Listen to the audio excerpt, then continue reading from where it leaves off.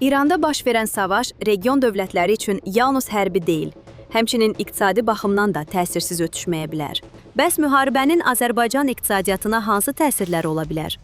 Azərbaycan ilə İran arasında ticarət dövriyyəsi 2025-ci ildə əvvəlki ilə nisbətən cüzi dəyişərək 644 milyon dollar olub.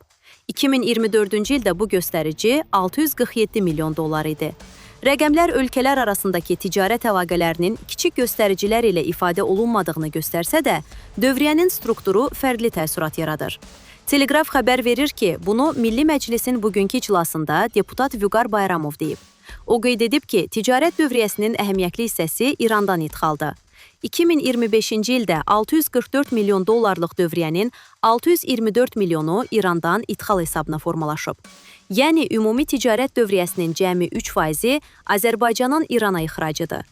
Azərbaycanın İrana ixracatı cəmi 20 milyon dollar olub. Bu isə o deməkdir ki, ötən il İranla ticarətdə 604 milyon dollarlıq mənfi saldomuz yaranıb. Deməli, İran ilə ticarət əlaqələrimizdə illər üzrə mənfi saldomuz var. Yəni, İran Azərbaycan ilə ticarət əlaqələrindən daha çox qazanır. Bu isə o deməkdir ki, İran ilə ticarət əlaqələrində texniki çətinliklər davam etsə, bunun Azərbaycan ixracatına hər hansı xüsusi təsiri olmayacaq. İllər üzrə statistik təhlillər göstərir ki, iki ölkə arasındakı ticarətdə İran idxalı dominant olub. Azərbaycanın ümumi ixracatında İranın payı hətta tam rəqəmlər ilə belə ifadə olunmur. İxrac ölkəyə valyuta, idxal isə ölkədən valyuta aparır. Təsirlərə gəldikdə isə bu özünü İrandan idxalın azalmasında göstərə bilər. Azərbaycana İrandan tikinti materialları, kənd təsərrüfatı məhsulları, eləcə də quru meyvələr, yüngül sənaye məhsulları, xüsusən də məişətdə istifadə edilən sənaye məhsulları idxal edilir. Bu aspektdən daha da konkretləşdirsək, İrandakı son hadisələr Azərbaycanın istehlak bazarına necə təsir göstərə bilər?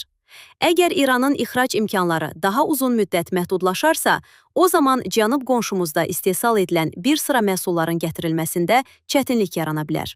Belə ki, 2025-ci ildə Azərbaycan İrandan portağal, təzə və ya qurudulmuş 14,3 milyon dollar, kartof 13,6 milyon dollar, qida üçün yararlı duz, yodlaşdırılmış məhsullar 11,8 milyon dollar, badımcan 9,4 milyon dollar, peçenye 8,8 milyon dollar, kərə yağı 8,7 milyon dollar, biber, o cümlədən kapsikum növünün və ya pimenta növünün barı 8,3 milyon dollar, xurma, təzə və ya qurudulmuş 6,4 milyon dollar, soğan 6,1 milyon dollar, yer kökü 5,7 milyon dollar, kələm 4,5 milyon dollar, pendir 4,1 milyon dollar, kivi 3,1 milyon dollar və digər ərzaq məhsulları idxal edib.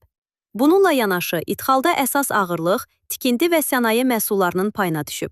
Sözü gedən müddətdə İrandan azot 84,8 milyon dollar, arqon 48,7 milyon dollar, mərmərin dənəvərləri, qırıntıları və tozu 20,1 milyon dollar, abidə və tikinti daşlarının dənəvərləri, qırıntı və tozu 18,9 milyon dollar, təbii barium sulfatı 12,5 milyon dollar, ağ portland sement 9,7 milyon dollar, hipoxloritlər, xloritlər və hipobromitlər 6,9 milyon dollar, dinatrium karbonat 5,8 milyon dollar və digər qeyri-ərzaq məhsulları idxal olunub.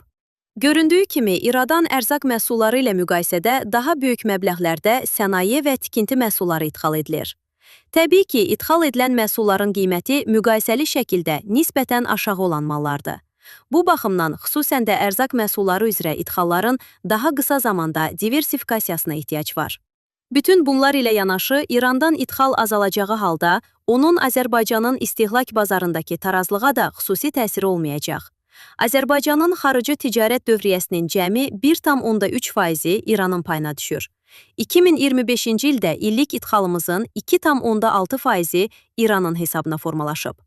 Bütün bunlar ilə yanaşı, İrandan idxal edilən malların, xüsusən də ərzağın qiymətinin yüksəlməməsi üçün alternativ bazarlardan həmin məhsulların daha qısa zamanda gətirilərək əvəzlənməsinə ehtiyac var. Təbii ki, bu eyni zamanda müharibənin hansı müddəti əhatə etməsindən asılı olacaq. Bununla belə, regionda baş verən hadisələr fonunda ərzaq məhsullarının ixal bazarlarının şaxələndirilməsi və ixaldan asılılığın minimumlaşdırılması prioritetliyini daha da artırmaqdadır, o bildirib.